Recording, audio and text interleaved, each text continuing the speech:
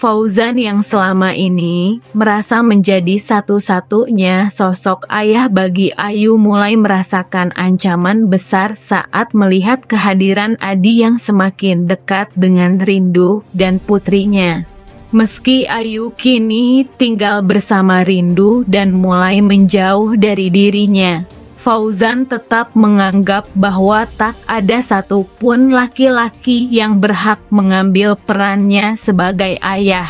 Tak peduli seberapa baik atau pedulinya pria itu terhadap Ayu.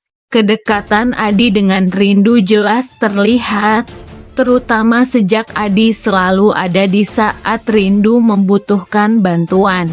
Bahkan Ayu pun mulai nyaman berada di dekat Adi, yang tak hanya perhatian pada Rindu, tapi juga tulus memperhatikan Ayu seperti anak sendiri.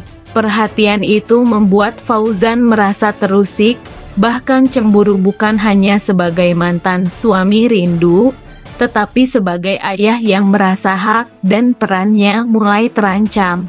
Fauzan mulai menunjukkan sikap protektif berlebihan. Ia muncul di tempat-tempat yang didatangi Rindu dan Ayu, seolah ingin mengawasi dan memastikan bahwa Adi tidak mengambil alih tempat yang selama ini ia isi. Bagi Fauzan, kehilangan hak asuh Ayu saja sudah menjadi pukulan besar, dan kini, melihat ada pria lain yang dekat dengan putrinya, ia merasa posisinya semakin tergerus. Fauzan tidak bisa membiarkan hal itu terjadi begitu saja. Ia mulai memperketat kedekatannya dengan Ayu, mencoba mencari celah agar putrinya kembali kepadanya. Bahkan diam-diam, ia menyelidiki latar belakang Adi, seolah ingin menemukan alasan kuat untuk menjauhkan pria itu dari kehidupan Rindu dan Ayu. Namun di balik tindakannya itu, Fauzan sebenarnya sedang dikuasai oleh rasa takut kehilangan.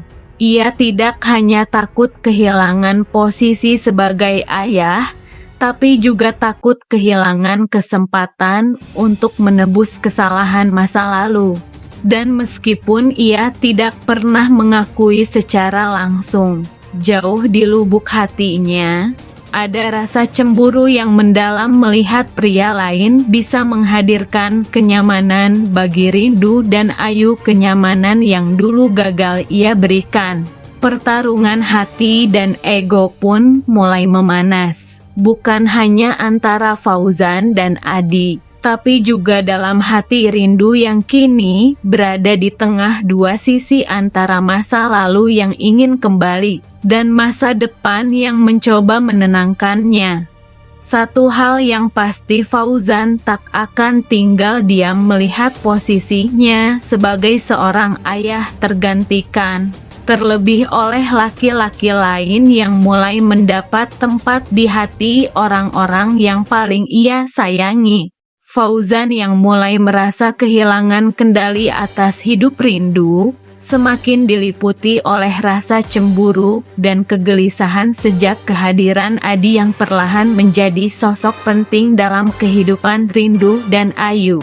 Meski status mereka telah lama berakhir, Fauzan masih merasa bahwa Rindu adalah bagian dari dirinya, seseorang yang dulu pernah menjadi miliknya, yang ia anggap takkan pernah benar-benar lepas dari ikatan batin mereka.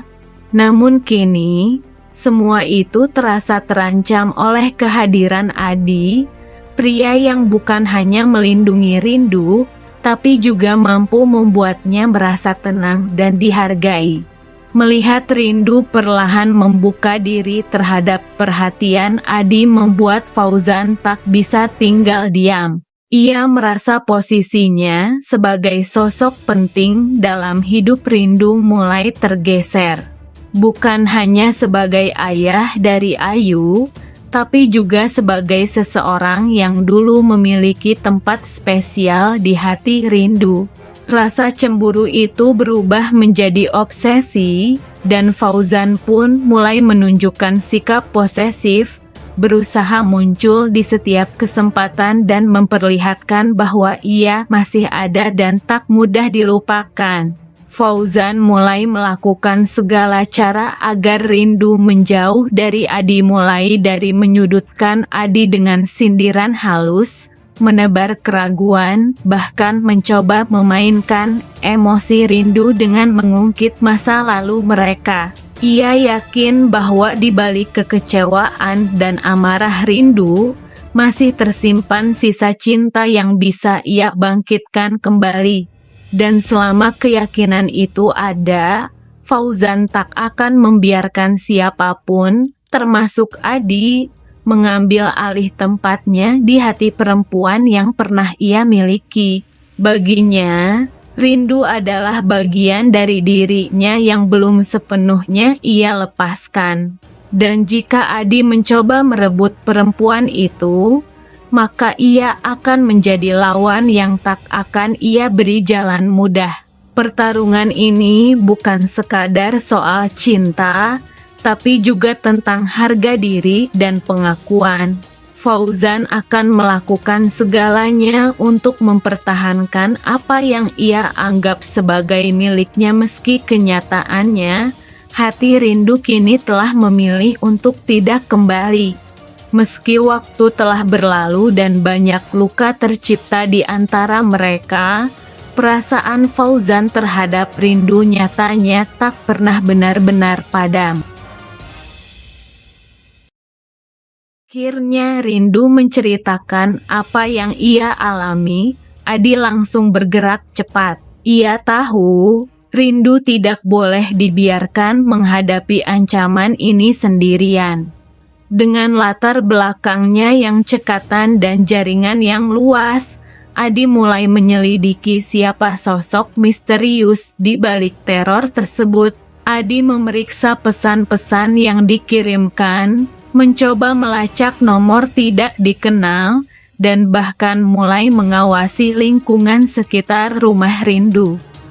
Ia juga tak segan turun langsung ke lapangan, mencari tahu apakah teror ini berhubungan dengan masa lalu Rindu, atau mungkin ada pihak yang tidak ingin melihat Rindu bahagia setelah berhasil merebut kembali Ayu. Meski jalannya tidak mudah dan penuh teka-teki, Adi bersumpah akan menemukan siapa pelakunya.